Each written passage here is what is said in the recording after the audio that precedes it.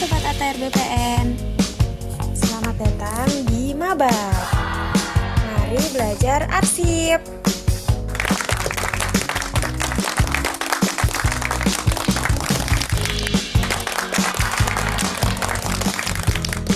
Selamat berpartisipasi dan semoga bermanfaat.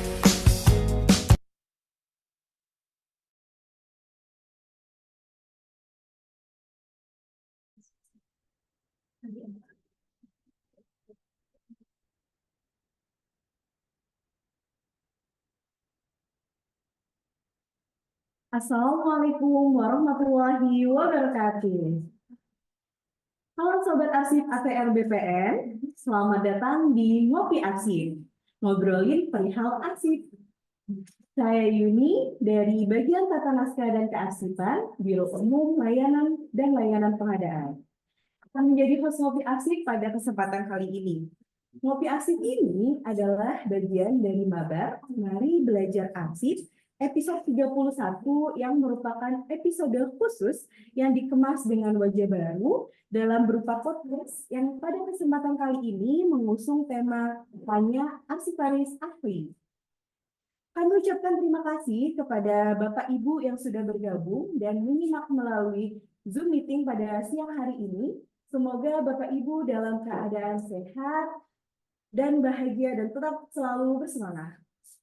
Nah, hari ini pada kesempatan ngopi arsip, nggak lengkap kalau kita nggak ngopi gitu ya. Di depan saya udah ada kopi dan juga pada kesempatan hari ini juga bersama saya sudah ada dua narasumber yang cukup berpengalaman dalam bidang kearsipan. Bersama kita ada Mas Danu Prasetyo, FS dari UK2 Direktorat Jenderal Tata Ruang. Assalamualaikum Mas Danu. Waalaikumsalam warahmatullahi wabarakatuh.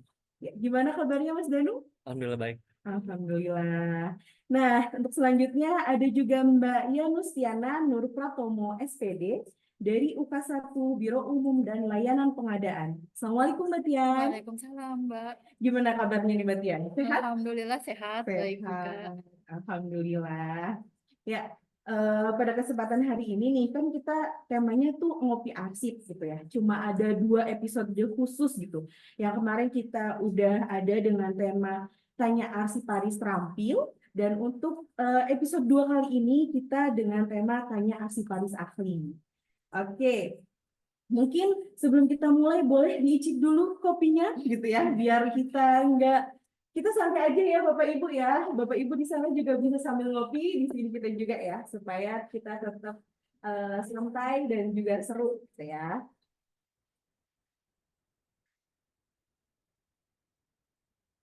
Oke. Pahit-pahit seger ya Mbak. Oh ini ya. Iya, nih pahit-pahit seger biar makin melek nih ya, no ngantuk-ngantuk gitu ya, tetap bersemangat nih. Nah, di sini Bapak Ibu pasti udah nggak sabar nih ya. Kita udah ada 2 narasumber, kita bakal ngobrol banyak. Di sini kita santai aja ya, Mbak Tian dan juga Mas Danu, karena konsepnya podcast, kita sharing-sharing gitu ya. Nah, mungkin sebelum kita masuk ke pertanyaan-pertanyaan, saya ingin sedikit memperkenalkan narasumber kita. Nah, bersama kita di sini tadi ada Mas Danu Prasetyo. Beliau ini riwayat pendidikannya sebelumnya pernah mengambil S1 Ilmu Informasi dan Perpustakaan, Fakultas Komunikasi Universitas Pajajaran, dan kemudian melanjutkan studi Magister Hukum Bisnis di Fakultas Hukum Universitas Nasional. Kemudian untuk pengalamannya sangat banyak sekali, saya bacakan beberapa ya, karena beliau ini sudah pernah mengikuti banyak workshop seperti workshop pembinaan arsip aktif dan aktif di lingkungan Direktorat Jenderal Tata Ruang, kemudian workshop aplikasi manajemen kearsipan, perpustakaan Kementerian ATR BPN, dan juga workshop pengelolaan kearsipan dan peningkatan penggunaan e-office. Kemudian untuk diklatnya, beliau sudah pernah mengikuti diklat pengelolaan arsip dinamis, diklat jabatan fungsional arsiparis tingkat ahli yang diselenggarakan oleh ANRI. Kemudian beliau ini yang terakhir telah mengikuti short course Smart Land Management and Spatial Planning di Technical University of Munich di Jerman. Nah, ini tadi pengalaman diklat beliau gitu ya, seru-seru banget gitu. Kemudian untuk pengalaman pekerjaan beliau ini nggak kalah menarik gitu. Beliau mengawali karirnya sebagai pustakawan di Direktorat Jenderal Penataan Ruang yang saat itu masih di Kementerian Pekerjaan Umum dan Perumahan Rakyat. Kemudian menjabat sebagai analis tata usaha di Sekretaris Direktorat Jenderal Tata Ruang Kementerian ATR BPN. Dan saat ini yang paling baru, nah nanti akan kita gali bersama, beliau menjabat sebagai arsiparis ahli pertama di Sekretariat Direktorat Jenderal Tata Ruang. Nah, itu dari Mas Danu ya. Mungkin di sini Bapak Ibu juga pasti sudah penasaran. Tadi saya mengenalkan sedikit tentang beliau. Atau mungkin ada yang sudah pernah bertemu.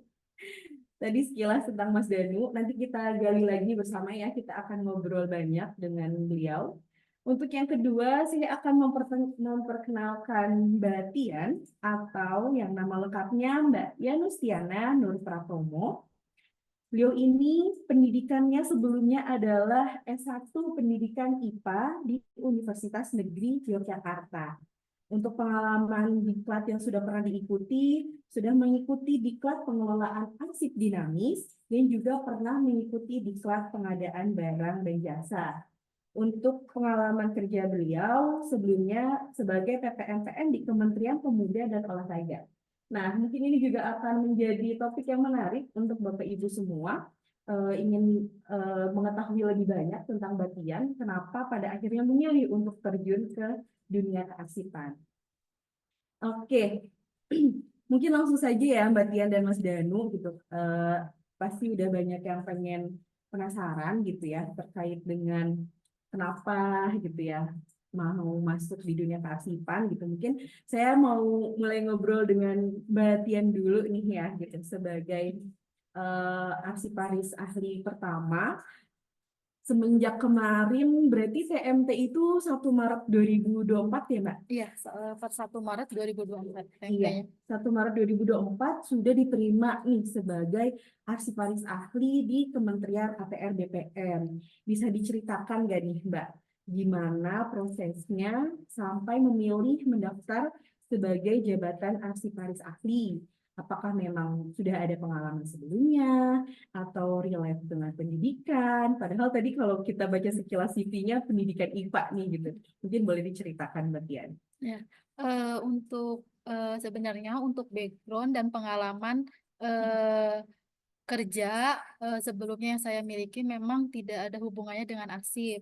Nah, waktu itu ketika saya memilih jabatan arsiparis itu karena eh, waktu itu jabatan arsiparis itu bisa diikuti oleh semua jurusan. Jadi saya mencoba untuk daftar dan alhamdulillah diterima.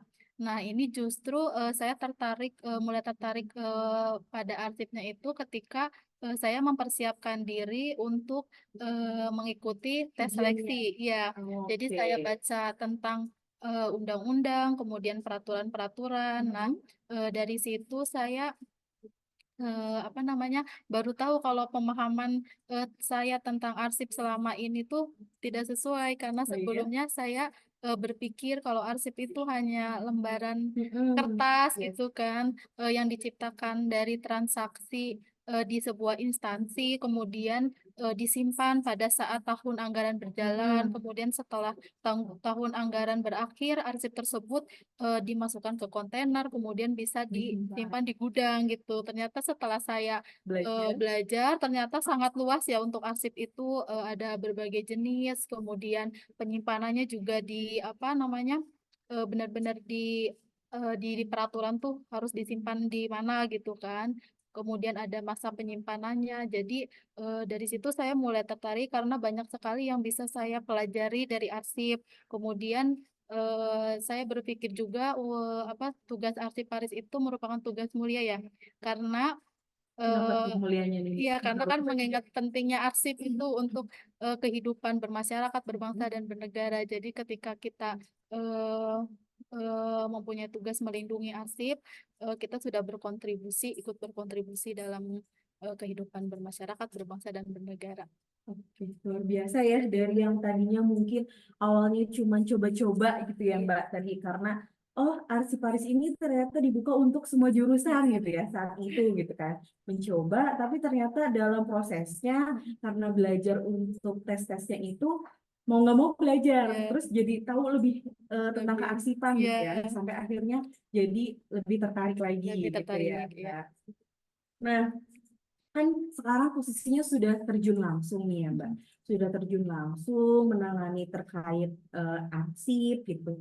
Apalagi untuk penempatannya Mbak Tian kebagian di UK1 gitu ya, Iya. unit kearsipannya satu di Kementerian ATR BPN. Gimana nih Mbak rasanya setelah menjadi arsiparis ahli di UK1 gitu.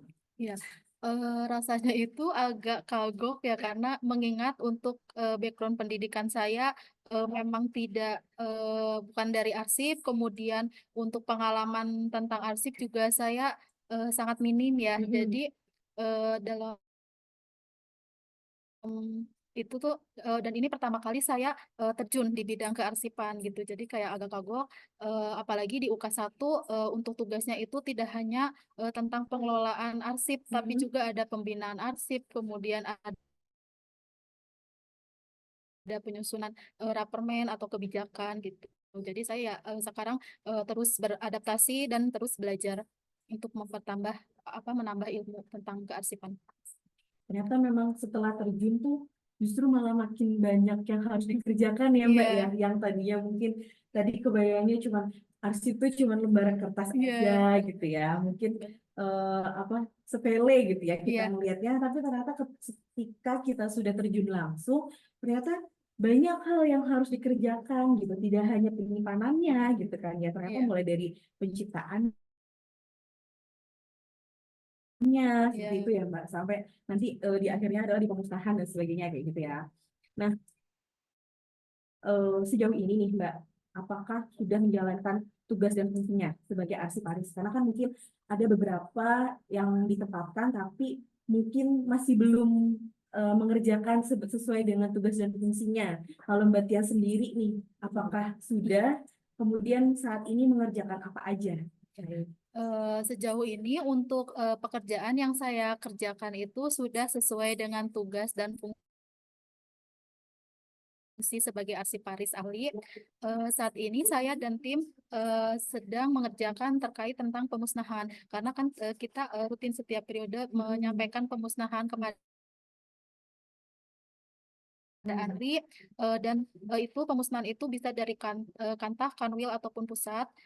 Sebelum disampaikan ke ANRI kita harus menyeleksi dulu untuk daftar arsip usul musnahnya. Kemudian selain itu kita juga sedang mengerjakan digitalisasi arsip yang dilakukan di 2 record center di Prokla dan di Sisinga. Kemudian kita sudah sedang mengerjakan tentang penyusunan rapermen dan kebijakan yang lainnya. Oke, menarik banget nih. Berarti ada aja gitu ya Mbak ya yang Ada aja dikerjain ya. gitu ya. Mungkin kebayang nggak Mbak kalau bakal sebelumnya gitu, bakal serepot ini, nggak repot ya. Maksudnya yang dikerjakan itu banyak, Enggak karena sibuk gitu. Bahkan enggak mungkin sebelumnya kayaknya nyantai nih ya jadi arsiparis iya gitu ya karena kan cuma ngurusin dokumen, iya ngurusin iya berkas gitu. Tapi ternyata setelah terjun, oh ternyata banyak nih iya tahapannya gitu. luas gitu kan. Saya Sempat sebelum itu kaget nggak Mbak? iya kaget kaget sih sempat kaget karena yang saya pikir yang tadi itu Kak Arsip ya kalau sudah tahun anggaran berakhir ya tinggal Hmm. dimasukkan ke kontainer gitu kan, bisa dimasukkan ke gudang gitu, ternyata nggak semudah itu gitu. Oke, ternyata emang banyak ya Mbak ya. Iya. Nah, kalau sebelumnya nih Mbak, kan tadi yang dikerjakan banyak seperti itu ya. Ngerasa nggak sih Mbak ada hambatan ataupun apa ya struggle selama menjabat sebagai arsiparis ahli ini? Apalagi kan ini hal yang baru gitu ya. Iya. Ada nggak sih Mbak hambatan menurut Mbak Tian gitu? Kalau hambatan itu menurut saya karena memang mengingat saya emang backgroundnya memang bukan dari arsip dan pengalamannya juga minim, jadi Hmm? ya itu menurut saya masih menjadi penghambat dalam melaksanakan pekerjaan saya sehari-hari gitu. Oke. Berarti ada ya ternyata ya tetap ada rasa struggle-nya gitu Iya, ya karena mungkin hal baru gitu. iya, Nah, kan tadi kita ngomongin hambatannya nih, pasti nggak mungkin dong gitu ya, cuma ada hambatannya tapi nggak ada sesuatu hal yang apa ya mendukung gitu atau sebagai support system nih, kenapa masih tetap mau berjuang, tetap mau bertahan gitu ya. Apa nih kira-kira Mbak faktor yang mendukung Mbak Tian untuk bisa menjalankan tugas dan fungsinya sebagai arsiparis? iya. Faktor pendukungnya, alhamdulillah saya di unit kearsipan 1 mendapatkan pimpinan yang selalu mengarahkan, kemudian membimbing ketika saya menemui kesulitan dalam menjalankan fungsi dan tugas saya sebagai arsiparis. Kemudian saya juga diberi akses oleh pimpinan untuk belajar terkait arsip. Kemarin saya sudah mengikuti diklat pengelolaan arsip dinamis. Kemudian selain itu juga saya alhamdulillah mendapatkan rekan kerja yang selalu membantu saya ketika saya menghadapi kesulitan. Kemudian mereka juga mau diajak untuk diskusi gitu tentang arsip. Jadi kan itu menambah pengetahuan saya terkait arsip. Jadi selain dari pimpinan yang juga memberikan akses gitu ya, atasan gitu yang bisa mensupport, memberikan akses dan bimbingan, dan juga support system dari teman-teman gitu ya Mbak Iya. ya, dari teman-teman sebelumnya yang mungkin sudah terjun lebih dulu di dunia kearsipan juga turut membantu Mbak Tian untuk bisa menjalankan tugas dan fungsinya. Iya. Gitu. Nah tadi ngomong-ngomongin diklat nih Mbak, kemarin belajar apa aja sih Mbak waktu diklat itu? Mungkin di sini Bapak Ibu ada yang tertarik tentang kearsipan tapi belum mengikuti diklatnya. Nah mungkin boleh di spill sedikit nih, diklatnya tuh belajar apa aja? Iya, karena kemarin itu diklatnya tentang pengelolaan arsip dinamis, itu saya belajar dari penciptaan, kemudian penggunaan, pemeliharaan, sampai penyusutan arsip. Di situ banyak sih yang dipelajari seperti pemberkasan arsip aktif, kemudian penyusutan seperti pemindahan arsip inaktif, pemusnahan, seperti itu, sama pemeliharaan penyerahan arsip statis ke ANRI. Cukup banyak berarti ya Mbak ya yang dipelajari gitu. Untuk ini seru nggak sih Mbak dengan metode pembelajarannya waktu diklatnya itu gitu? Menarik nggak sih gitu? Menarik karena walaupun via Zoom ya, kita nanti diberi tugas-tugas, kemudian ada prakteknya juga, kita jadi lebih paham ya, tidak hanya sekedar teori. Nah, berarti ada diskusi juga ya Ada Mbak ya, dan diskusinya mungkin juga. praktek langsung gitu mengenai Iya, pemberkasan seperti apa iya, gitu ya. Jadi iya, betul. nggak cuma sekedar teori gitu Iya, berarti betul. ya. Nah, Bapak Ibu yang nanti ingin mengikuti diklat kearsipan, nanti masih akan diselenggarakan lagi ya. Jadi nanti jangan lupa untuk update terus info-info terkait diklat kearsipan seperti itu ya. Eh, Tadi kita udah ngobrol banyak nih sama Mbak Tian gitu ya tentang pengalamannya sebagai arsiparis ahli pertama di unit kearsipan 1 di Kementerian ATR BPN gitu ya. Nah, selanjutnya kita akan dengarkan juga nih pengalaman yang gak kalah seru dari Mas Danu gitu ya. Ini, nah, tapi sebelum kita ngobrol, barangkali haus, kita ngopi dulu ya. Ikut lagi ya Mbak. Kita seruput lagi, kita ngopi lagi, yaitu seperti acara kita ngobrolin perihal arsip, jadi harus ngopi dulu. Oke, Mas Dan. Siap. Nah, tadi kan kalau misalnya kita lihat track recordnya nih ya, Mas Danu mengawali sebagai pustakawan, kemudian sebagai analis tata usaha seperti itu.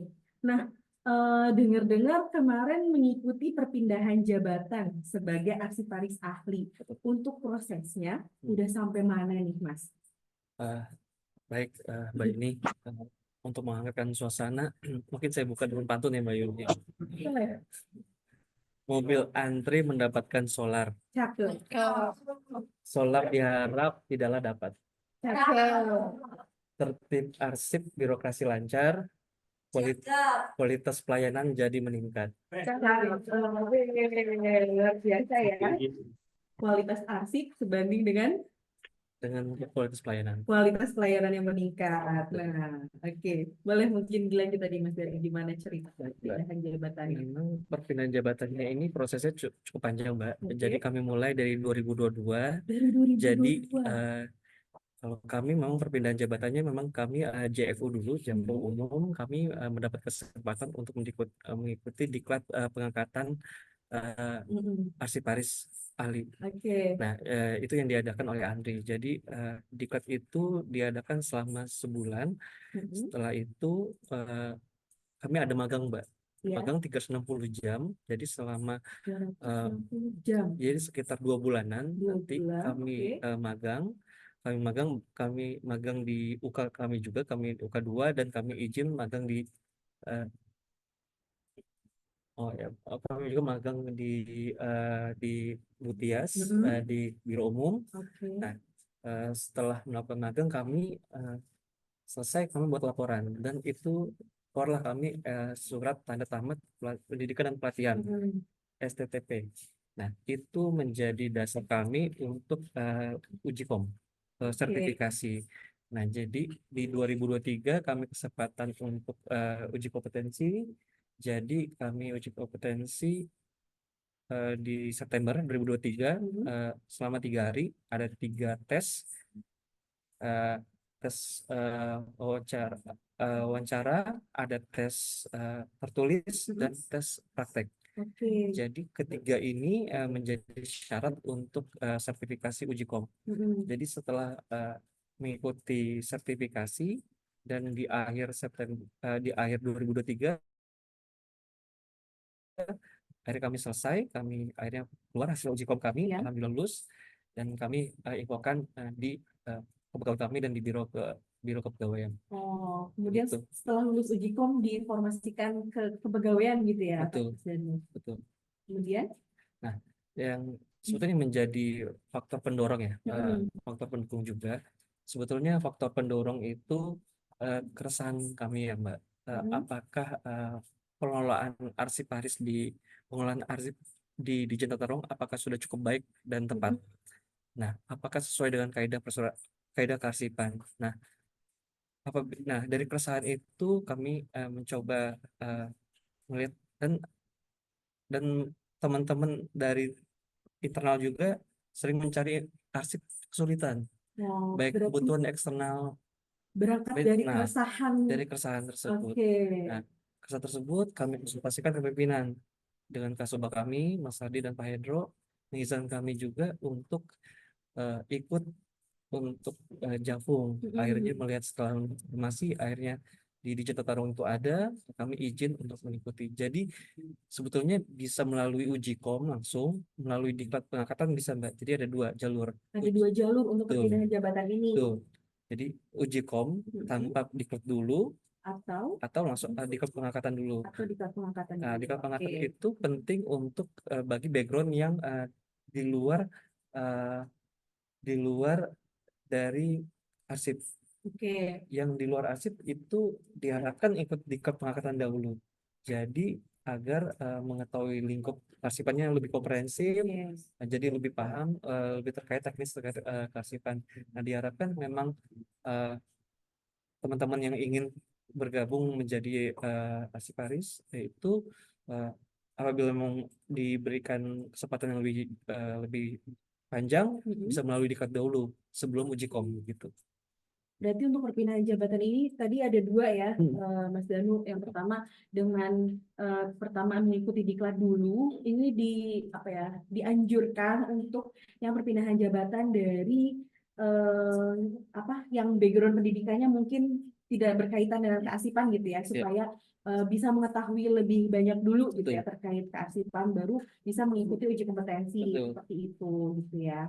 Sementara tapi untuk prosesnya untuk Mas Danu, apakah sudah terbit SK-nya atau masih dalam proses perpindahan atau seperti apa nih untuk saat ini? Akhirnya setelah menunggu dari akhir 2023 dan 2024, di Mm-mm. 31 Mei ini Oke. SK pengantarnya sudah keluar, Mbak. Alhamdulillah. Alhamdulillah sudah keluar. Ya, alhamdulillah. Jadi saya udah Setelah jadi penelitian arsiparis. panjang. Saya Setelah menjadi penelitian arsiparis. panjang ya, Bukan pura-pura jadi ngaku-ngaku jadi arsiparis karena lama lama menjadi analis tata usaha. Alhamdulillah sudah jadi arsiparis di Itu Hebokan. sudah ini Mas, udah pelantikan. Menunggu. Oh, Oh, Infonya menunggu. pelantikannya masih Ya, tinggal menunggu ya, tapi untuk ya, SK-nya sudah ada sudah, ya. sudah. Ya. Oke, berarti tadi berjuangnya tuh dari 2022, Dua-dua. dari 2022 berangkat dari keresahan gitu ya, keresahan sebagai apa mungkin di sana melihat pengelolaan arsip di Dirjen Tata Ruang, kemudian eh, didukung juga oleh pimpinan untuk bisa berkembang gitu, untuk belajar terkait kearsipan bagaimana sih yang seharusnya sampai akhirnya mengikuti berbagai diklat, pelatihan gitu sampai pada akhirnya kemarin per 31 Mei gitu ya sudah resmi menjadi arsiparis ahli pertama seperti itu ya Mas Alhamdulillah. Dani. Pak ini. Oke. Nah, kira-kira apa sih Mas kalau tadi kan proses perpindahan Ya. jabatannya ya padahal mungkin panjang gitu ya. Belum tentu semua orang juga mau gitu ya menanti dari 2022 2 tahun lah ya kurang lebih 1,5 tahun sampai 2 tahun.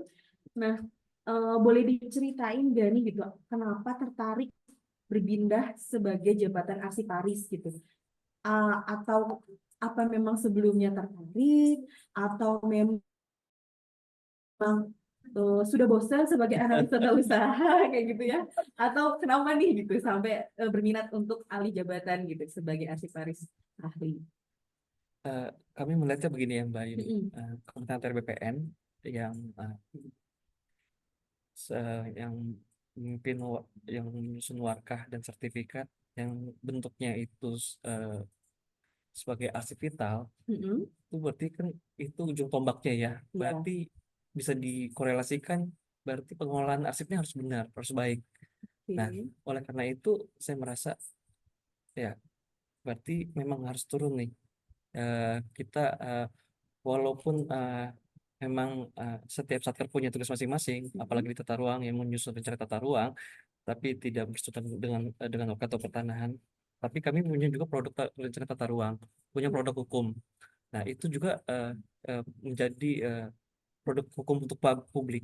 Nah, jadi kami mempunyai kewajiban untuk mengatur arsip, mengatur produk hukum kami agar bisa diakses ke publik. Jadi itu tanggung jawab kami juga sebagai di satker kami di Ditjen Tata Ruang. Berarti ini ya Mas, salah satu bentuk komitmen gitu ya dan tanggung jawab gitu karena ini merupakan hal yang ada banyak hal yang perlu dikerjakan seperti itu ya terkait dengan produk hukum gitu yang kita mau nggak mau harus menyajikan dengan baik kepada masyarakat perlu dijaga gitu sehingga Mas Danu ini berminat gitu ya berpindah jabatan sebagai arsiparis ahli seperti itu. Nah, eh, kalau misalnya tadi nih, kan proses perpindahan jabatannya nih, Mas, Betul. melalui podcast ini gitu. Mungkin apa sih yang Mas Danu bisa sampaikan kepada Bapak Ibu di sini? Karena mungkin sebetulnya di sini banyak ya Bapak Ibu yang tertarik gitu terkait dengan perpindahan jabatan ini, tapi mungkin masih belum paham mau dari mana dulu prosesnya. Meskipun tadi udah beberapa disebutkan ya, Mas Danu melalui apa diklat pengangkatan ataupun juga dengan uji kompetensi gitu mungkin bisa diulas lebih detail lagi gitu untuk tahapannya atau mereka harus kemana dulu gitu Baik, apakah harus lapor dulu atau seperti apa. baik, baik, Mbak Yeni. Kami melihatnya bahwa Bapak Ibu yang ingin berminat menjadi calon arsiparis ahli, eh, awal-awal ialah mencari informasi dahulu, baik di kepegawaian, apakah formasi di tempat unit kerja Bapak Ibu ada untuk yang tingkat ahli. Jadi kan ada tingkat ahli dan tingkat terampil. Dipastikan dulu formasinya ada. Nah, apabila ada, ditanyakan juga apakah ada slot untuk penganggaran terkait uji kompetensi atau sertifikasi atau melalui pendidikan diklat pengangkatan.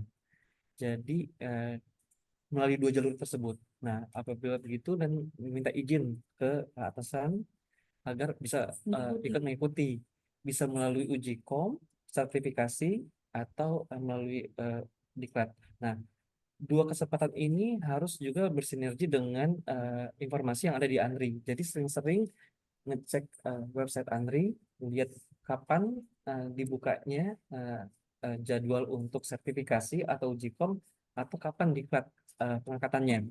Karena tidak cukup banyak. Jadi uji kom itu setahu kami hanya 3 kali dalam setahun, 3 kali atau 4 kali, dan diklat pun seperti itu, Mbak. Jadi memang harus sering dapatkan informasi dan izin ke pimpinan dan kepegawaian dan biro kepegawaian juga untuk mendapatkan izin mengikuti tersebut. Berarti yang pertama harus mencari Ya, informasi dulu ya Pak betul. Deni, supaya ada nggak untuk slotnya gitu Betul. ya. Terus kemudian juga untuk sering-sering bertanya. Ya, Mungkin Bapak Ibu juga kalau misalnya nanti ingin berkonsultasi juga boleh kali ya Pak Dan untuk silakan. menghubungi Mas Danu gitu ya. Nanti bisa kita sampaikan gitu kalau barangkali ada yang tertarik, cuman mungkin mulai dari mana dan bingung nanti bisa sharing dengan Mas Danu. Oke. Menarik sekali nih ya tadi Mas Danu terkait perpindahan jabatannya. Tapi sebelum mengalami alih jabatan nih, apakah sudah sebelum sebelum melakukan menjabat dengan jabatan yang sekarang, apakah sebelumnya sudah menjalankan tugas dan fungsi pengelolaan arsip di Dirjen Tata Ruang, atau justru setelah perpindahan baru melakukan atau bagaimana nih Mas Danu? Nah itu tantangannya ya, Mbak ini belum diangkat menjadi arsiparis, tetapi tuntutan dan tantangan terkait arsip di Dirjen Tata Ruang itu cukup tinggi. Jadi karena kami punya 2 record center, punya 1.878 box arsip inaktif, punya 4 unit pengolah yang meminta terus untuk menyerahkan arsip. Nah itu menjadi tantangan di kami kan. Nah jadi kami tidak bisa menunggu.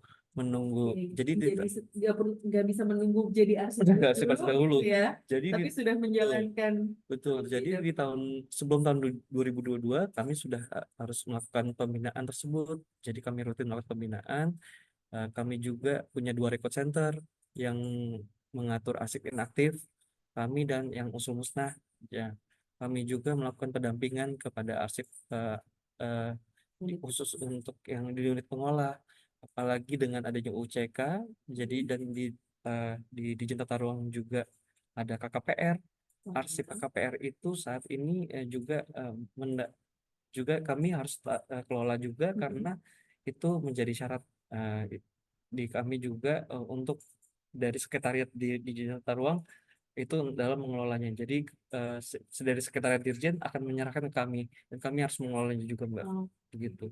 Jadi beban kerjanya juga jadi semakin bertambah ya Pak Betul. ya, karena harus mengurusi tentang KKPR juga Betul. seperti itu ya. Jadi mau nggak mau meskipun saat itu belum menjadi arsiparis, masih sebagai analis tata usaha, tetapi sudah mengerjakan pekerjaan-pekerjaan terkait dengan kearsipan seperti itu ya, Mas Dani. Oke. Berarti untuk pengelolaan arsip di Dirjen Tata Ruang saat ini gimana nih Mas Danu? Apalagi kemarin juga bersama dengan kita ya Bapak Ibu sudah untuk narasumber di pekan lalu itu salah satunya juga arsiparis terampil di Dirjen Tata Ruang. Nah, sedangkan saat ini kita ngobrol langsung dengan arsiparis ahli dengan Mas Danu. Kira-kira dengan penambahannya adanya arsiparis terampil nih di Dirjen Tata Ruang, merasa terbantu nggak nih Mas Danu? Atau gimana nih gitu di sana dengan sudah adanya arsiparis terampil, adanya arsiparis ahli untuk pengelolaan arsip di Dirjen Tata Ruang? Baik. Memang SDM kearsipan itu sangat penting ya untuk kami. Karena kami sebagai Satker tidak cukup. Kami memang memiliki SK pengelolaan kearsipan. Kami mempunyai SK yang terdiri dari UK2 dan unit pengolah. Tapi itu tidak cukup. Oleh karena itu dengan masuknya Baria sebagai salah satu arsiparis terampil itu memperkuat SDM kearsipan kami. Karena tuntutan dan tantangan di arsip di Dirjen Tata Ruang cukup banyak. Bagaimana mengelola arsip inaktif yang cukup banyak, dan di tahun ini kita ada pemusnahan dan nanti juga ada video terkait kita bagaimana penataannya nanti bisa diputar juga ya. Ditayangkan ya, kita bisa saksikan bersama. Mungkin bisa langsung kita lihat dulu ya Mas Danu ya terkait video penataan kearsipan di Direktorat Jenderal Tata Ruang. Kita simak bersama Bapak Ibu.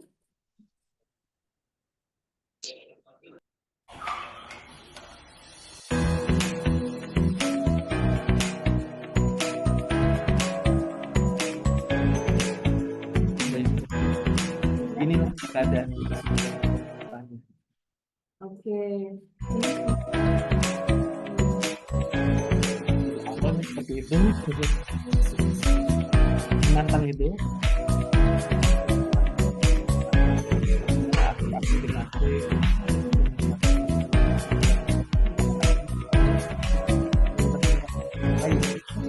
Rawan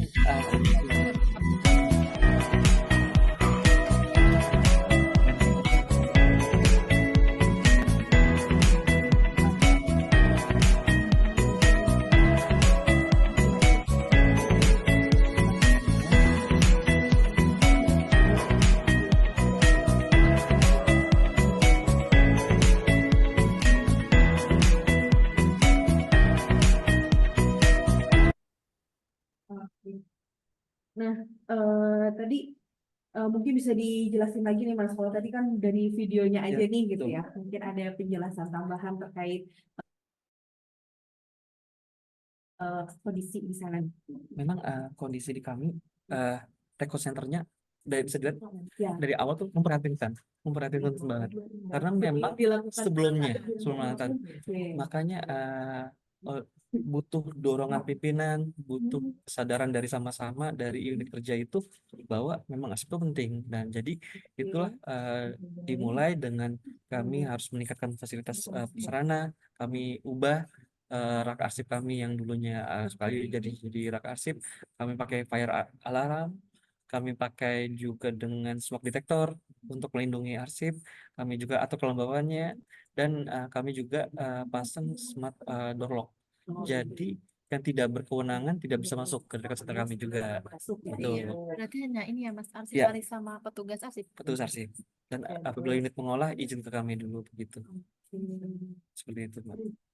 Nah, kalau misalnya tadi Mbak Tian, kan yang tadi ditampilkan nih dari Dirjen Tata Ruang gitu, menurut Mbak Tian gitu ya, sebagai mungkin arsiparis di UK1 gitu ya, melihat fasilitas dan sarana prasarana di Dirjen Tata Ruang sendiri, gimana nih tanggapannya dari Mbak Tian? Sama apa ya, dari kan kita bisa lihat ya dari awal itu belum tertata ya, arsip ada di lantai, kemudian masih bercampur mungkin ya Mas itu arsipnya. Nah, setelah dilakukan pembenahan sudah rapi, sudah menggunakan rak, sudah menggunakan dus, kemudian untuk peralatannya juga sudah Dilengkapi sesuai ya? ya, sudah sesuai dengan peraturan, ada ya apa namanya? AC juga ya untuk itu suhu, untuk mengatur suhu, kemudian ada yang bisa akses itu nggak sembarangan, hanya arsiparis atau petugas arsip itu tentunya sangat bagus. Ya. Dan izin Pak Menteri kemarin sempat berkunjung juga. Oh iya, Pak melihat, Menteri sudah melihat langsung berarti ya Mas ya? yang sudah melihat kondisi terkini. Jadi memang itu jadi tanggung jawab kami Mbak sekarang. Kami punya satu record center di gedung di Tata Ruang. Kami ada dua. Ada dua. Ada dua Satu di mana di Mas? Kebun Jeruk. Di Kebun Jeruk. Itu menyimpan untuk yang arsip inaktif Arsip inaktif. sebelum menunggu musnah. Oh iya. Nah, yang satu lagi di Cibinong. Di Cibinong. Cibinong itu menunggu musnah. Dan kami di tahun ini mengusulkan pemusnahan, sudah kami kirimkan persyaratan, sudah izin ke Butias dan sedang dicek Sedang sama dicek. Sudah mengusulkan berarti ya Mengusulkan. untuk pemusnahan arsip gitu ya. Betul. Ini juga mengingatkan untuk Bapak Ibu Satker gitu ya yang belum melakukan pemusnahan arsip bisa untuk segera mengusulkan gitu ya. Mengusulkan terkait dengan pemusnahan arsip seperti itu. Tadi menarik banget nih ya terkait kita udah ngobrol dengan Mbak Tian gitu ya, udah menggali tentang juga Mas Danu tentang pekerjaannya gitu ya, mungkin yang sekarang sedang dilakukan di masing-masing satkernya baik di UK1 maupun di UK2. Nah, sebelum kita lanjut ke sesi berikutnya, kita boleh minum dulu barangkali haus boleh ya. ngopi dulu Siap. ya. Sebelum kita membahas lebih lanjut tentang ngobrolin perihal arsip, kita boleh minum sejenak ya, Bapak Ibu juga boleh.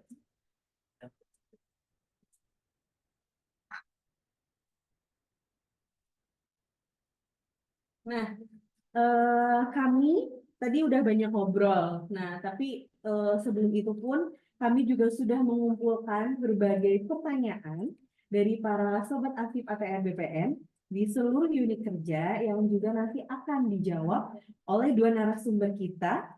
Mungkin kita bisa langsung saja ya, dan mungkin saya juga mengingatkan untuk Bapak Ibu yang belum mengisi presensi, bisa segera mengisi presensi dengan kode password yang sudah disampaikan di kolom chat Zoom seperti itu. Dan bagi Bapak Ibu yang ingin bertanya, nanti juga bisa ditambahkan di kolom chat Zoom. Nanti jika waktunya masih tersedia akan kita bacakan juga. Seperti itu. Kita langsung aja masuk ke sesi berikutnya, yaitu sesi tanya arsiparis ahli. Nah, untuk pertanyaan yang pertama nih, nanti bisa boleh dari Mbak Tian atau Mas Danu dulu gitu ya. Pertanyaannya dari Ibu Ivi Pratiwi, Satker Kantor Pertanahan Kota Pematang Siantar. Halo Ibu, selamat siang. Semoga Ibu juga menyimak ya di acara podcast kita kali ini. Beliau menjabat sebagai arsiparis terampil. Nah, ingin bertanya bagaimana solusi menata arsip inaktif yang sudah diserahkan dari unit pengolah kepada unit kearsipan apabila di unit kearsipan tidak memiliki ruang record center. Nah, kira-kira gimana nih? Mungkin dari Mas Danu dulu kali ya, sebagai UK2 yang menerima arsip-arsip dari unit pengolah nih. Gimana nih, Mas Danu? Baik, ini yang kami pastikan dahulu ya, apabila unit pengolah memberikan itu, kami meminta dulu daftar arsipnya, Oke. karena itu salah satu keharusan daftar arsip yang akan diserahkan, dan dilengkapi dengan berita acara. Jadi nggak cuma Betul, arsipnya aja yang diserahkan betul, gitu ya, harus ada daftarnya dan betul. berita acaranya. Ya, Oke. kalau kami bisa kutip dari Bu Santi Andri menyampaikan di kami, apabila unit pengolah menyampaikan belum berbentuk box dan hanya kumpulan arsip di kami tanpa data arsip, itu memindahkan persoalan aja Oke. ke unit Bukan kearsipan, memindahkan arsip gitu bukan ya, unit Pak? arsip. Itu persoalan hukumnya juga akan kami Oke. tanggung juga. Berarti oleh karena itu harus dipastikan daftar arsipnya itu sudah Sudah. disampaikan juga. Nah, tapi memang ini tantangannya apabila memang belum ada record center, memang itu menjadi satu keharusan ya, Iya, Mbak Tian ya. iya. Tapi memang apabila masih proses, setidaknya itu dimasukkan ke dalam box arsip dahulu. Setidaknya terpisah arsip inaktifnya dan diberi label. Apabila nanti record centernya terbangun atau bagaimana, apa sudah ada ruangan yang khusus untuk record center, barulah dipindahkan. Mungkin Mbak Tian Berarti ada bisa tambah. penanganan sementaranya ketika belum ada record Ya, center adalah minimal dimasukkan atau dipisahkan betul, ke dalam box untuk betul. membedakan mana arsip yang aktif dan juga arsip yang inaktif seperti itu ya. Dan kalau dari Mbak Tian sendiri gimana nih, Mbak? Kalau dari saya, memang di dalam peraturan itu untuk arsip inaktif memang seharusnya disimpan ya di record center. Nah, ini juga berkaitan dengan keamanan dan keselamatan dari arsip tersebut, apalagi di Kementerian ATR BPN itu untuk arsipnya kebanyakan merupakan arsip vital ya. Jika mungkin rusak ataupun hilang, itu tidak bisa digantikan. Jadi mungkin kita sebagai arsiparis terus mengingatkan kepada pimpinan kita bahwa sangat penting untuk ya adanya record center seperti itu. Jadi untuk aksesnya juga kalau ada record center bisa terbatasi ya, hanya arsiparis atau petugas arsip. Jadi tidak semua orang bisa Bisa mengakses. Iya, seperti itu. Oke, berarti tetap diusahakan gitu ya Iya, untuk tetap bisa diusahakan. segera mengadakan adanya record center seperti itu ya Bapak Ibu, mengusulkan seperti itu ya. Sembari tadi ya dengan solusi apa sebelum adanya record center bisa menggunakan solusi dari Mas Danu gitu, minimal dipisahkan terlebih dahulu untuk membedakan dan dilabeli mana arsip yang inaktif dan juga arsip yang aktif gitu. Dengan catatan jangan melupakan harus ada daftar arsipnya gitu dan juga berita acara penyerahannya. Oke, Kita lanjut ke pertanyaan berikutnya. Ada dari Bapak Arif Rahman dari Satker Kantor Pertanahan Kabupaten Hulu Sungai Selatan. Semoga Bapak Arif juga menyimak ya, sebagai jabatan asisten penata kadastral terampil.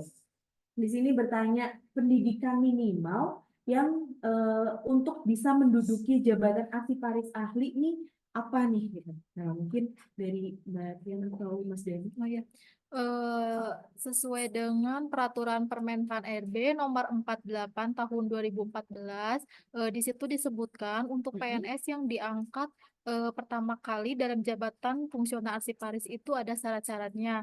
Yang pertama, ijazahnya itu sarjana atau diploma 4. Kemudian untuk jabatannya dia penata muda, kemudian golongannya 3A, kemudian untuk nilai kinerjanya minimal baik dalam 1 tahun terakhir. Kemudian di sana juga dijelaskan untuk yang peralihan dari jabatan PNS yang ya PNS yang sebelumnya bukan arsiparis ke arsip, yaitu sama untuk ijazahnya itu sarjana atau diploma 4, kemudian itu bisa dari bidang kearsipan ataupun bidang ilmu yang lain sesuai dengan ditentukan oleh instansi pembina. Kemudian untuk pangkatnya paling rendah penata muda dengan golongannya 3A dan memiliki pengalaman di bidang kearsipan paling kurang 2 tahun. Iya, kemudian untuk nilai kinerjanya juga paling kurang bernilai baik dalam 1 tahun terakhir dan usianya juga dibatasi, Mbak. Sebelum Jadi pensiun. 3 tahun apa namanya minimal ya, minimal 3 tahun sebelum maksimal 3 tahun sebelum pensiun. Iya, seperti itu. Berarti untuk pendidikan minimal untuk bisa menduduki jabatan arsiparis ini sudah tertuang di Permen tadi ya Mbak? Sudah Permen 48 Permenpan RB ya ya, Mbak ya? tahun 2014. Tahun Di 2014. sana juga ini sih Mbak lengkap seperti ada tugas dan fungsinya juga, kemudian untuk inpasing seperti itu. Jadi untuk Bapak Ibu yang penasaran nih gitu ya, untuk lengkapnya bisa dibaca dari Permenpan RB nomor 48 tahun 2014 gitu. Untuk apa saja tugas dan jabatannya, apa saja tugas dan fungsinya, dan apa saja syarat-syaratnya seperti itu. Nah, kalau untuk pertanyaan selanjutnya nih, Mbak Tian dan Mas Danu, ada dari Ibu Hajah Mukarromah, Satker Kantor Pertanahan Kota Banjarmasin. Semoga Ibu juga menyimak ya untuk pertanyaan ini. Beliau sebagai jabatan analis SDM aparatur bertanya, apa sih tugas pokok dari arsiparis ahli? Mungkin bisa dibantu menjawab. Iya. Eh, dulu apa? Apa? Oh ya, untuk tugas pokok arsiparis ahli sesuai dengan Perkaan RI nomor 4 tahun 2017, di sana ada 4 Mbak. Untuk tugas pokoknya yang pertama yaitu pengelolaan arsip dinamis, kemudian pengelolaan arsip statis, kemudian pembinaan kearsipan, dan pengolahan dan penyajian arsip menjadi informasi. Jadi untuk semua tingkatan arsiparis itu tugas pokoknya sama 4 itu, tapi yang membedakan adalah uraian tugasnya. Contohnya untuk yang pengelolaan arsip dinamis, saya contohkan untuk tugas arsiparis ahlinya itu lebih ke penyusutan arsip seperti penyeleksian arsip inaktif yang akan di usul musnahkan, kemudian penyusunan daftar arsip usul musnah, kemudian juga penyeleksian arsip inaktif yang akan diserahkan atau statis yang akan diserahkan, kemudian penyusunan daftar arsip usul serah. Kemudian untuk pengelolaan arsip statisnya, untuk uraian tugas arsiparis ahlinya yaitu melakukan rewashing arsip mikrofilm, kemudian melakukan laminasi arsip peta, kemudian bisa menyusun katalog pameran dan memberikan layanan jasa penelusuran arsip statis. Untuk selanjutnya ada pembinaan kearsipan, kita bisa sebagai arsiparis ahli, kita bisa menilai arsiparis tingkat terampil atau pelaksana, dan juga kita bisa menilai sesama arsiparis ahli pertama ya Mas. Ya, kemudian kita juga bisa menelusuri data ataupun referensi untuk penyusunan standar operasional prosedur, karena kan memang tugas kita ada menyusun Oke. SOP kebijakan seperti itu. Izin Mbak Yu, Iya, boleh. saya menambahkan terkait selain berkah Andri tadi tersebut, Iya. eh, ada juga standar kompetensi arsiparis itu dari Kepmen Pan RB nomor SKJ 10 tahun 2022. Itu juga uraiannya juga Terkait dengan terkait tugas tugas pokoknya. tugas pokok juga. Jadi itu dibagi juga seperti disampaikan Ya. Mbak Tian, bahwa kalau untuk arsiparis ahli pertama yang 4 utama ini memang menjadi pokok, yaitu pengolahan arsip dinamis, arsip statis, pembinaan kearsipan, dan pengolahan penyajian arsip. Sebetulnya teman-teman yang mungkin baru mau masuk itu mungkin belum kebayang ya Mbak. Tetapi dengan masuk setelah mengikuti sertifikasi, nanti uji kom, setelah masuk itu pelan-pelan akan lama-lama akan terbuka dan menyelami secara prosesnya ya. Jadi tidak perlu khawatir apabila memang teman-teman calon arsiparis memang belum terpikir bentuknya seperti apa, tapi dijalani saja. Seperti saya sebelumnya. Dijalani saja, nanti sesuai nanti di tugas di UK1 dan UK2-nya juga nanti akan ada kewenangan dan yang kira-kira akan menjadi tugas masing-masing calon arsiparis tersebut. Oke, berarti emang udah ada ya Betul. tugas pokoknya gitu, tinggal yang sesuai peraturan tadi ada, Betul. tapi juga nanti mungkin secara tidak langsung ketika sudah terjun juga akan tahu gitu ya apa-apa yang harus dilakukan sebagai arsiparis ahli pertama gitu. Untuk tugas pokoknya tadi yang seperti yang sudah disampaikan oleh Mbak Tian itu ternyata tidak jauh berbeda untuk seperti dengan arsiparis terampil. Yang membedakan adalah mungkin bagian-bagiannya saja seperti itu ya Mbak ya. Bagian-bagiannya. Pembagian tugasnya. Tugasnya. Itu. Nah, kalau tadi pertanyaan dari Ibu Haja Mukarramah sudah terjawab ya, kita lanjut ke pertanyaan berikutnya. Ada dari Bapak Imam, Satker Kantah Kabupaten Kolaka Utara.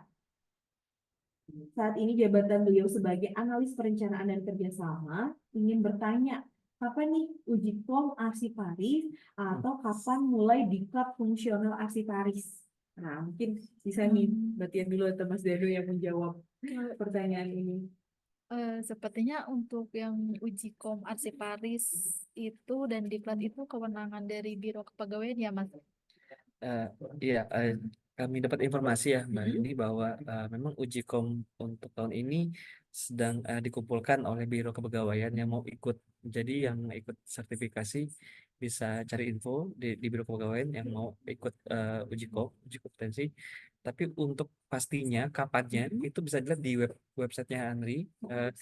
Ya, bagian sertifikasi. Direktorat sertifikasi. Nah, dari sertifikasi nanti di situ ada tanggal pastinya.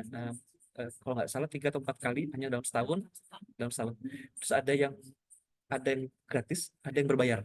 Jadi gitu. Saya mengikuti yang berbayar waktu itu karena tambahan yang di ya. Jadi memang ujiannya nanti sertifikasinya di Andri langsung tatap muka. Tapi kalau diklatnya online. Kalau kuotanya udah habis, berarti kita ikutnya berbayar ya Mas? Ya, berbayar, betul.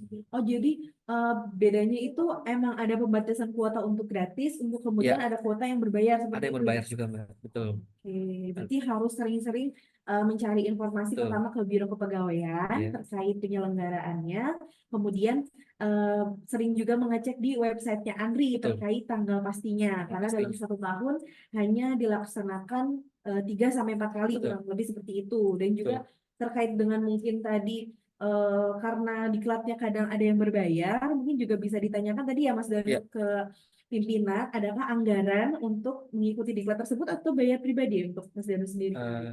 Jadi memang kita minta izin juga ke bagian kepegawaian di sektor kami, apakah ada biaya untuk sertifikasinya atau mengikuti diklatnya, karena itu ada biayanya.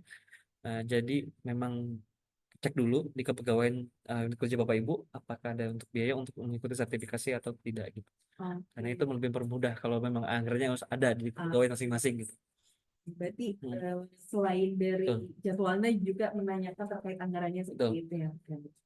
Oke, ini ada pertanyaan lagi dari Ibu Santi Amalia Armen dari Satker Kanwil BPN Provinsi Sumatera Barat. Jabatan beliau saat ini sebagai arsiparis terampil. Nah, ingin bertanya nih, bagaimana peran arsiparis terhadap kearsipan menuju digitalisasi arsip? Nah, mungkin boleh nih dari Mbak Dian dan juga Mas Danu menjawab terkait pertanyaan dari Ibu Santi Amalia. Ya. Mungkin untuk perannya itu kita tentunya untuk mengelola arsip digital. Selain itu juga kita harus bisa memastikan arsip yang kita simpan itu bisa diakses dan dimanfaatkan secara optimal. Hmm. Mungkin kita sebagai arsiparis bisa mengikuti pelatihan-pelatihan ataupun diklat ya terkait pengelolaan arsip elektronik sehingga nanti ketika kita melaksanakan pengelolaannya itu sudah sesuai dengan aturan atau tidak melenceng dari peraturan. Oke. Itu aja sih. Kalau dari Mas Danu mungkin ada yang mau ditambahkan? Iya, perannya memang dalam digitalisasi ini ya, Mbak Yuni, bahwa kita sebagai arsiparis bisa menjadi eh, bahwa eh, bagaimana alih media atau digitalisasi ini dilakukan dengan benar. Karena alih media itu belum tentu dilakukan secara baik. Jadi ada Oke. aturannya juga.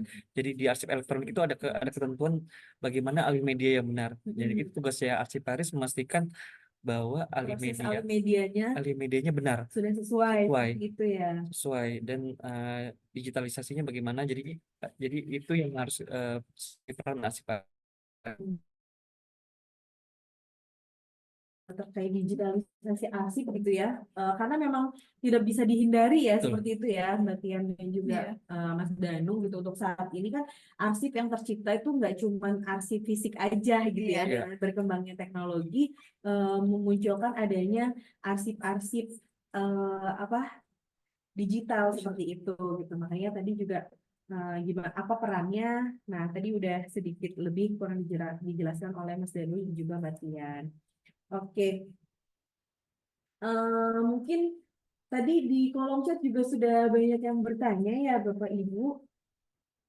Eh, nah, sebelum kita membacakan nih pertanyaan-pertanyaan yang ada di kolom chat, nah kita apa namanya? Karena ini konsepnya podcast, jadi mungkin Bapak Ibu yang raise hand belum bisa kita pilihkan terlebih dahulu ya. Kita jawab yang berupa pertanyaan yang tercantum di kolom chat. Gitu. Nah, tapi sebelum kita masuk ke pertanyaan yang ada di Zoom, saya juga mau bertanya nih ke Mbak Tian dan juga Mas Danu gitu. Selama sejauh ini gitu ya, kan sudah menjalani menjabat terjun langsung di kearsipan seperti itu. Eh, ada nggak sih gitu kendala yang ditemuin gitu dalam penyimpanan arsip, gitu, terutama penyimpanan gitu ya? Karena kan eh, kalau misalnya beberapa kali kita berkunjung ke daerah gitu ya untuk penyimpanannya gitu Mas, eh, menyimpan dalam box file Bantex, terus yang dilubangi seperti itu gitu. Nah, atau mungkin dari Mas Danu dan Mbak Tian sendiri, apa sih kesulitannya atau menyimpan arsip-arsip yang tahun lama? Nah, itu apa nih kendala dan kesulitannya gitu kira-kira? baik. Hmm, Eh, masa debutin. ya, ini kalau yang sebetulnya dirasakan oleh saya juga Mm-mm. setelah menjadi Javung dan sebelum menjadi Javung, memang kesadaran pimpinan itu penting ya. Jadi Oke. kesadaran pimpinan penting. Jadi sebelum jauh kita mengurusi hal-hal teknis kearsipan, memberikan penjelasan kepada pimpinan pentingnya arsip itu menurut saya, Komunikasi dengan iya pimpinan berarti betul, ya, Mas Dan. menyampaikan pimpinan bahwa untuk Ini penting. arsip itu penting. Pengelolaan arsip, walaupun anggarannya masih terbatas atau bagaimana, itu bisa masalah nanti. Tapi arsip itu penting. Bagaimana pengelolaannya sesuai kaidah. Jadi dan menyampaikan kepada pimpinan bahwa ini memang harus ada porsi yang harus dikelola, Ada atensi ada khusus atensi seperti itu perhatian ya. khusus, malah harus dibuatkan SK-nya, SK timnya, pengelolaan Untuk kearsipan. pengelolaan arsip.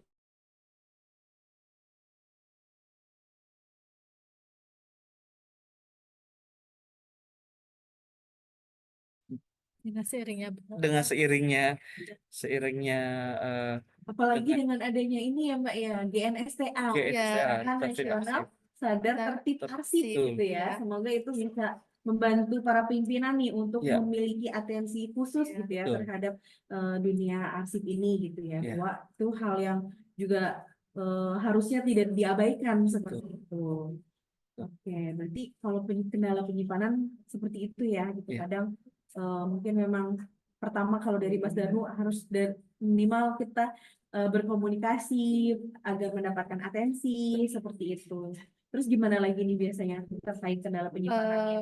Biasanya itu apa namanya kurangnya SDM ya, karena itu sekali terutama di kita juga ya kekurangan SDM, kemudian di kantor Karena arsip Kanwil yang dikelola banyak, banyak tapi ya SDM-nya sedikit, sedikit jadi seperti itu ya. ya dan kita apa tugas kita kan banyak ya, ada pembinaan, ada dan macam lain yang lainnya pemusnahan, jadi sedikit apa ya kewalahan untuk Malahan ya lebih ke beban kerjanya seperti iya itu ya, jadi karena memang harus hal yang harus dikerjakan itu cukup banyak seperti iya itu ya. jadi harus ada waktu tambahan mungkin di luar Sampai jam kerja lembur-lembur gitu ya, Mbak mungkin. ya. Luar biasa nih ya dedikasinya terhadap arsip nih ya.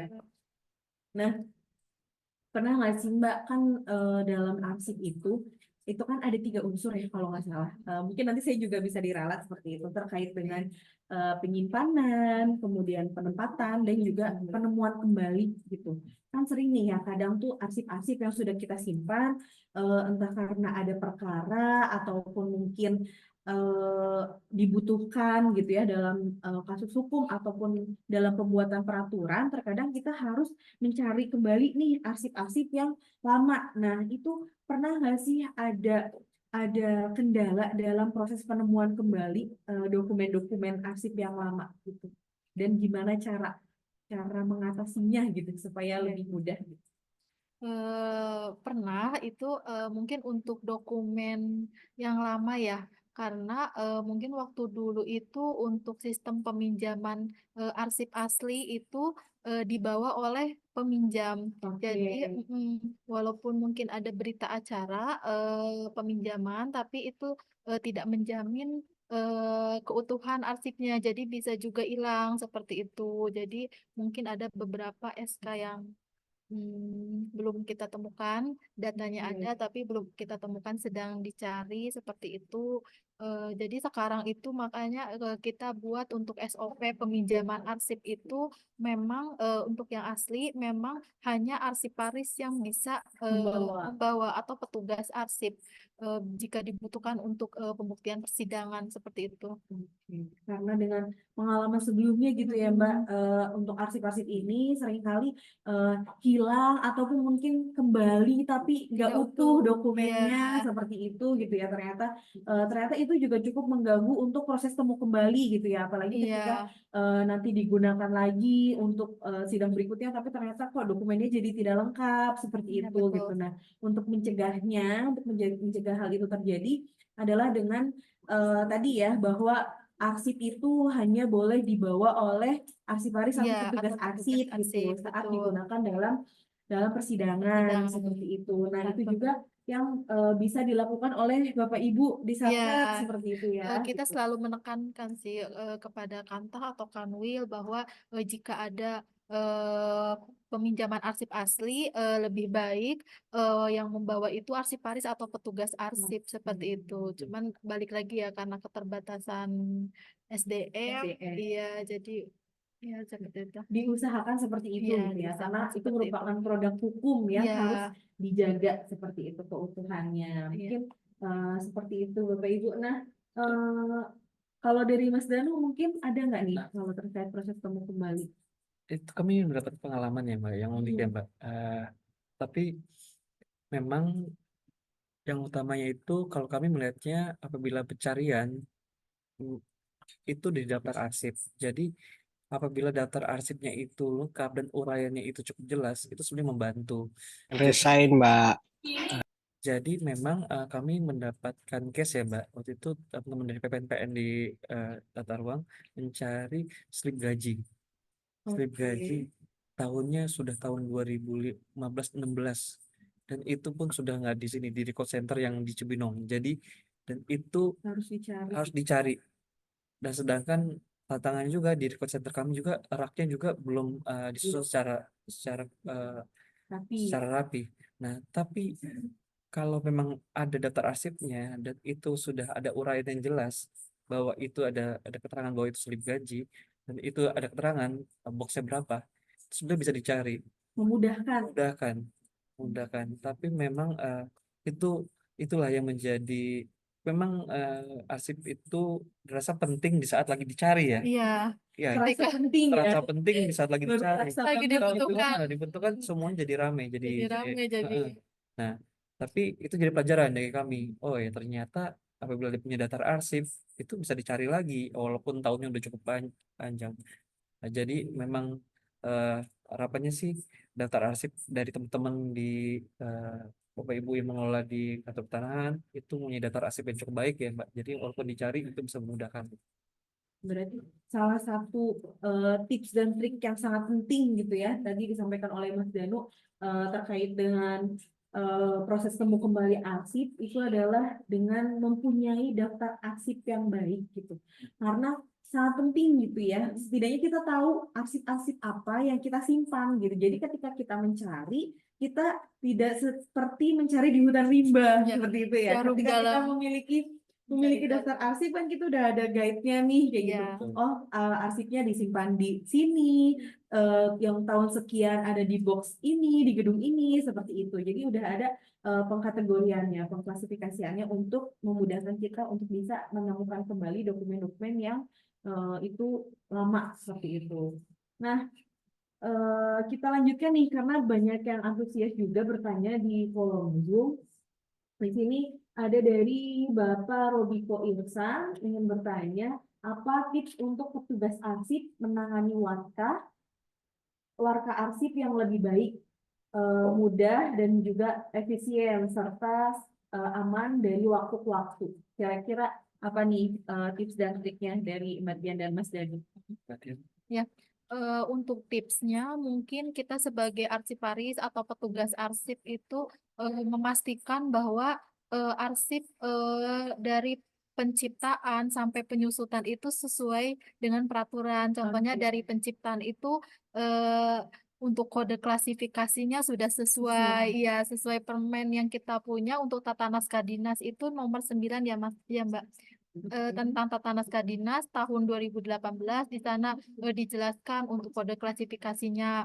Nah, setelah arsip tersebut diciptakan, kemudian dalam penyimpanannya juga kita harus disatukan untuk satu apa ya? Memberkas gitu Iya, ya. ya dalam pemberkasannya itu disesuaikan dengan kode klasifikasinya. Jadi untuk yang kode klasifikasinya sama kita satukan dalam folder. Kemudian di dalam folder itu kan ada tab folder, di situ kita Oke. bisa di apa namanya Disusun. dicantumkan indeks atau kata tangkap, misal surat cuti tahun 2023 atau apa Untuk memudahkan. untuk memudahkan ya. Dan itu juga nanti kita masukkan ke map gantung di filing kabinet. Di situ nanti dipisahkan dengan antara arsip dengan kode klasifikasi yang berbeda, kita gunakan guide.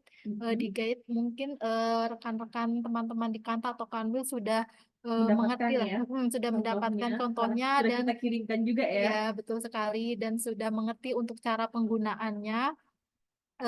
Jadi nanti dengan seperti itu tidak lupa juga kita membuat daftar arsip seperti yang Mas Danu tadi jelaskan untuk daftar arsip aktif ya, mungkin untuk pertama kali ada daftar isi berkas dan daftar berkas.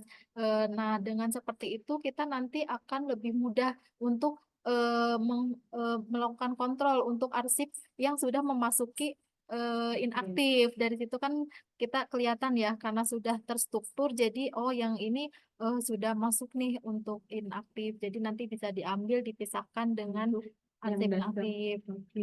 Arsip aktif seperti itu sih. Kalau itu tadi ini ya Mbak, berarti mulai dari penanganan dari arsipnya masih aktif gitu ya, tadi harus dilakukan penanganannya Ya sesuai, di awalnya tuh harus itu dulu bagus disesuaikan dulu. kode dari Jadi nanti tertib dulu tertib seperti itu dulu ya Mbak, ya sesuai dengan nanti kode klasifikasinya. Dan ya mungkin di sini juga kita ingatkan kembali untuk kode klasifikasi ini adalah sesuai isinya, ya bukan melekat pada satker, karena mungkin beberapa masih berpikir bahwa kode klasifikasi ini melekat pada satker, padahal kode Betul. klasifikasi itu adalah tentang muatan dari berkas isinya tersebut, ya isinya isi seperti dari arsip itu. tersebut. Jadi dari awal penciptaannya harus sudah sesuai dulu gitu, sesuai dengan kode klasifikasinya. Ya Kemudian mulai dari penyimpanannya tadi penyimpanannya seperti yang juga dijelaskan Mbak Tia, ya dimasukkan ke dalam apa folder-folder, folder ya yang dimasukkan sudah ke dalam map gantung gitu ya. Itu untuk arsip-arsip yang masih aktif gitu, ya dibuatkan betul daftar arsipnya sampai nanti ketika sudah masanya habis, ya masuk ke arsip inaktif, kemudian diusulkan sebagai masuk masa retensi, ya kan? ya Kemudian nanti diusulkan sebagai arsip musnah musnah seperti ataupun itu, bisa ataupun juga untuk berketerangan permanen atau berketerangan permanen untuk arsip-arsip yang memang tidak bisa dimusnahkan seperti itu ya. ya. Nah, kalau misalnya dari Mas Danu sendiri gimana nih Mas, penanganan di Satker, terutama di Dirjen Tata Ruang sendiri? Baik, Mbak. Kalau di kami memang kami kan memang di UK2-nya kami bagian keuangan dan umum ya. Ya, Jadi ada tim kami sudah alhamdulillah sudah sinerginya sudah terbentuk, Mbak. Jadi tim Satker yang baik PPKN yang mengurus arsip SPM administrasi itu nanti sering berkoordinasi apabila mereka ingin menyerahkan ke kami. oke. Jadi apabila membutuhkan box arsip atau apa, nah Berkoordinasi seperti itu iya, ya. jadi kami sediakan box arsipnya. Nah, kami juga sediakan juga template daftar arsipnya. Jadi kami memang meminta semua yang menyerahkan ke UK2 kami harus memberikan daftar arsip, Mbak. Jadi harus karena kami belajar dari yang terdahulu, jadi kami juga harus memperbaiki. Jadi daftar arsipnya itu kami meminta mereka membuatkan dulu, diupdate dan menyerahkan kami. Dan kami akan masukkan di record center. Nah, di record center ini kami lihat dulu karena record center kami ada dua.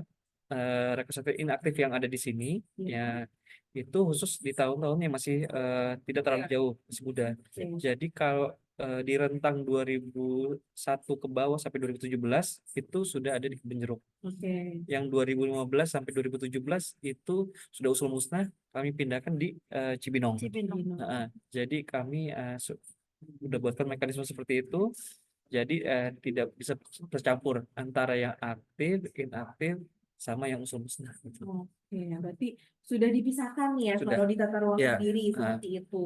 Dan juga tadi yang mungkin karena disampaikan agar arsip aman dari waktu ke waktu, berarti Iya. perlu juga diperhatikan ya Mbak cara penyimpanannya Iya, gitu. sangat Maksudnya perlu itu diperhatikan. apakah disimpan sembarangan atau misalnya harus dalam box dan sebagainya gitu. Itu sudah diatur prosedurnya ya Mbak Sudah. Tian gitu. Sudah diatur dalam peraturan sih. Ya, sudah diatur dalam prosesnya. peraturan gitu. Untuk arsip-arsip yang inaktif itu disimpan dalam box seperti itu. Untuk arsip yang masih digunakan tadi disimpan dalam map dan sebagainya. Kurang lebih Iya. seperti itu ya. Iya, mungkin untuk masih ada yang bingung terkait bagaimana untuk membedakan arsip aktif inaktifnya, Oh iya boleh. itu nanti mungkin bisa lihat pada JRA ya berpedoman pada jadwal retensi arsip yang sudah kita punya di Permen nomor 8 tahun 2020. Oke. Ya, itu di situ sudah dijelaskan untuk retensi arsip aktifnya, kemudian retensi arsip inaktifnya, kemudian di situ juga ada keterangan untuk bisa dimusnahkan ataupun itu permanen seperti Permanen. itu. Oke. Jadi sudah terjawab ya berarti ya Mbak untuk pertanyaan dari Pak Robi ke Ilsana. Kita lanjutkan nih ke pertanyaan berikutnya yang ada di Zoom. Ada dari Ibu Sinta di Kanwil BPN Provinsi Jambi. izin bertanya bagaimana perlakuan untuk arsip inaktif yang berketerangan permanen. Nah, tadi ini kita sempat singgung nih. Berketerangan permanen pada JLA, apakah hanya disimpan pada unit kearsipan atau diserahkan ke unit kearsipan pusat? Nah, ini gimana nih? Kalau dari saya mungkin untuk arsip inaktif yang berketerangan permanen itu dilihat dulu ya apakah arsip inaktif itu statis ataupun vital. Kalau vital itu dia ciri-cirinya yaitu menunjang tupoksi kita seperti mungkin SK ataupun warkah-warkah ya yang berkaitan dengan SK tersebut itu bisa disimpan di unit kearsipan Satker. Kemudian jika untuk yang teridentifikasi bahwa arsip tersebut arsip statis itu bisa diserahkan kepada kita, nanti dari unit kearsipan akan menyerahkan kepada Andri, iya, yang pastinya nanti akan diverifikasi sih dari Andri secara langsung ataupun tidak langsung. Berarti harus dicek terlebih dahulu arsip yang disebut permanen ini arsip vital atau Arsip arsip statis, statis. iya. Kalau misalnya arsip vital berarti bisa dijaga dan disimpan di unit kearsipan satker, sementara untuk arsip statis bisa dikirimkan atau ke pusat dengan berkomunikasi terlebih dahulu. Nanti dari satker pusat akan menyerahkan ke Andri seperti itu karena untuk arsip statis ini menjadi tanggung jawab Arsip Nasional Republik Indonesia. Iya. Oke, sudah terjawab ya untuk Ibu Sinta. Mungkin ini ada satu pertanyaan terakhir. Sebenarnya ini pertanyaan banyak banget ya Bapak Ibu yang ada di kolom chat. Nanti juga karena keterbatasan waktu, nanti bisa dibantu dijawab juga oleh tim kami mungkin di kolom chat sembari dijawab. Nah, untuk yang kita bacakan mungkin hanya beberapa saja ya. Nah, ini ada satu lagi dari Bapak Johannes, penata pertama. Izin bertanya kira-kira jenis arsip atau warkah seperti apa yang dapat dimusnahkan? Dan adakah batasan tahun arsip atau warkah yang dapat dimusnahkan dan bagaimana prosedurnya? Nah, gimana nih Mbak Tian dan Mas Dani? Iya, dari saya untuk jenis arsip yang dapat dimusnahkan itu kembali lagi kita sudah mempunyai Peraturan Menteri Agraria Tata Ruang Nomor 8 Tahun 2020. Nomor 8 tahun 2020. Iya, di situ tentang jadwal retensi arsip. Nah, di situ terdapat semua jenis arsip yang dihasilkan dari kegiatan instansi kita. Kemudian di situ juga sudah diatur untuk retensi aktifnya, kemudian retensi inaktifnya seperti itu, kemudian berketerangan permanen ataupun musnah seperti itu. Kemudian untuk adakah batasan tahun arsip wakaf yang dapat dimusnahkan? Iya itu ini sih di kolom keterangannya memang sudah ada ya untuk Sudah jelas gitu ya, sudah Pak, jelas di situ. berapa masa inaktifnya, Iya. kemudian bisa dimusnahkannya untuk keterangan tahunnya seperti itu ya, Mbak. Iya, iya. Untuk prosedurnya nanti dari untuk kantah ataupun kanwil dan pusat juga hampir sama ya untuk prosedurnya. Nanti menyampaikan beberapa apa namanya dokumen kepada unit kearsipan 1 seperti SK Tim, kemudian daftar arsip usul musnah, kemudian rekomendasi dari panitia, kemudian notulen, kemudian surat permohonan pemusnahan kepada UK1, kemudian nanti dari UK1 akan melakukan apa ya, Verifikasi. ya verifikasi nanti jika sudah sesuai dengan peraturan nanti kita lanjutkan kepada Andri. Nanti dari Andri kita tinggal menunggu verifikasi apakah bisa dimusnahkan atau tidak seperti itu. Pengalaman kami juga ini bahwa di Tata Ruang juga sedang proses pemusnahan dari syarat-syarat yang disampaikan Mbak Tian tadi juga kami sudah lengkapi, kami sudah memang tantangannya itu Bapak Ibu semua ini ya mengecek apakah memang aset tersebut itu permanen atau boleh musnah ya. Memang itu PR-nya. PR-nya karena setiap jenis arsip kita harus sesuaikan dengan JRA-nya, dilihat lagi apakah itu boleh atau tidak. Nah, itu memang kami coba cek satu-satu dan kami sudah buatkan listnya, tapi memang kita bisa juga koordinasi dengan UK1 apa-apa saja yang kira-kira memang menjadi perhatian bahwa itu tidak boleh. Jadi itu emang kita juga sering konsultasi dengan Batian dan Bu Tias juga bagaimana memang baiknya jadi pemusnahan di kami juga bisa menjadi lebih lancar ya, Iya, Matian gitu ya. iya mungkin ada kendalanya sih ya Betul. untuk proses pemusnahan ini karena ada beberapa dari Kanta atau Kanwil itu untuk penyerahan daftar arsip usul musnahnya Belum masih sesuai. belum sesuai ya Oke. dengan yang Yang dari ANRI seharusnya format formatnya. dari ANRI seperti itu.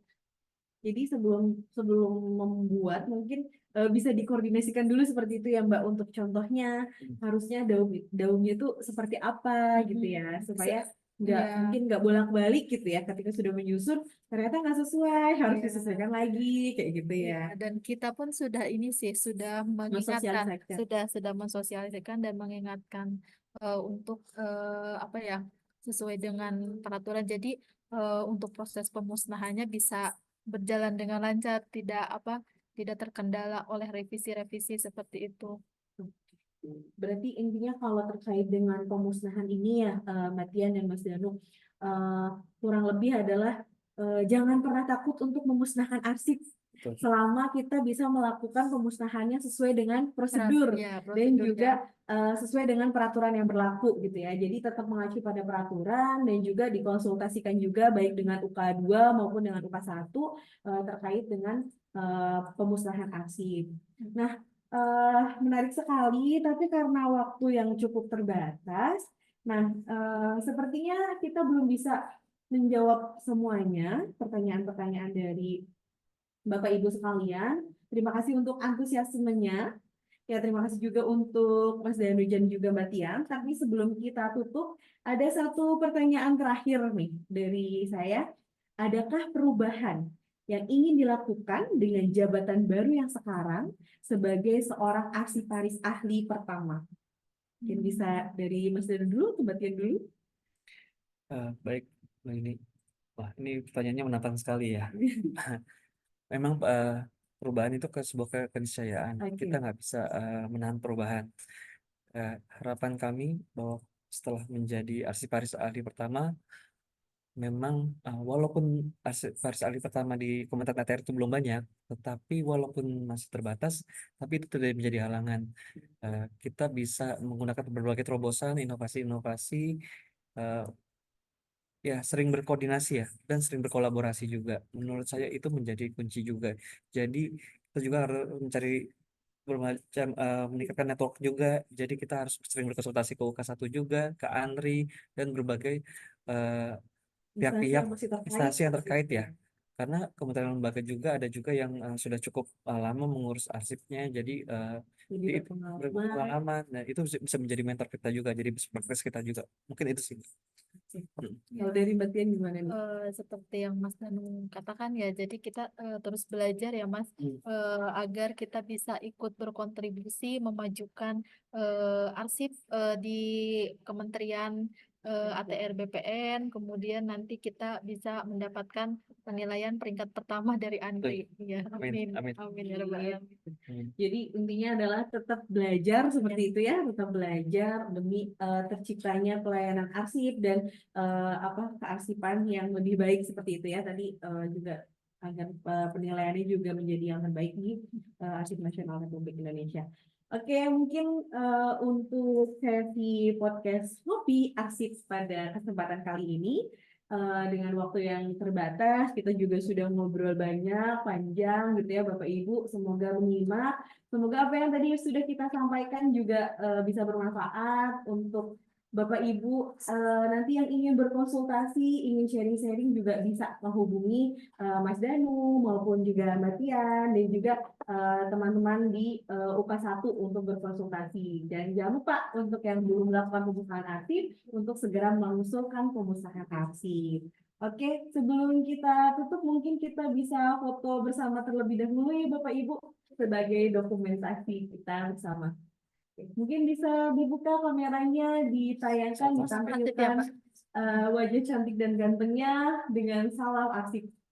Oke, bisa dibuka kameranya Bapak Ibu.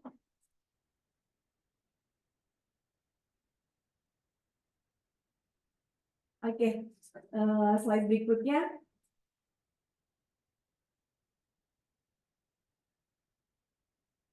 Oke, slide berikutnya lagi, satu lagi.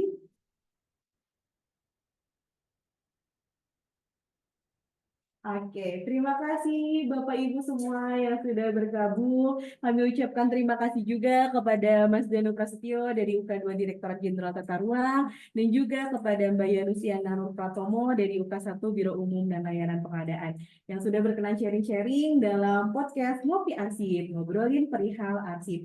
Terima kasih Bapak Ibu Sobat Arsip ATR BPN sudah menyimak hingga akhir. Ngopi Arsip, ngobrolin perihal arsip. Mohon dimaafkan jika ada kesalahan selama podcast berlangsung. Saya Yuni dari bagian Tata Naskah dan Kearsipan, Biro Umum dan Layanan Pengadaan. Pamit undur diri. Sampai bertemu di Mabar episode berikutnya. Wassalamualaikum kasih. warahmatullahi wabarakatuh. Waalaikumsalam Waalaikumsalam warahmatullahi warahmatullahi wabarakatuh. wabarakatuh.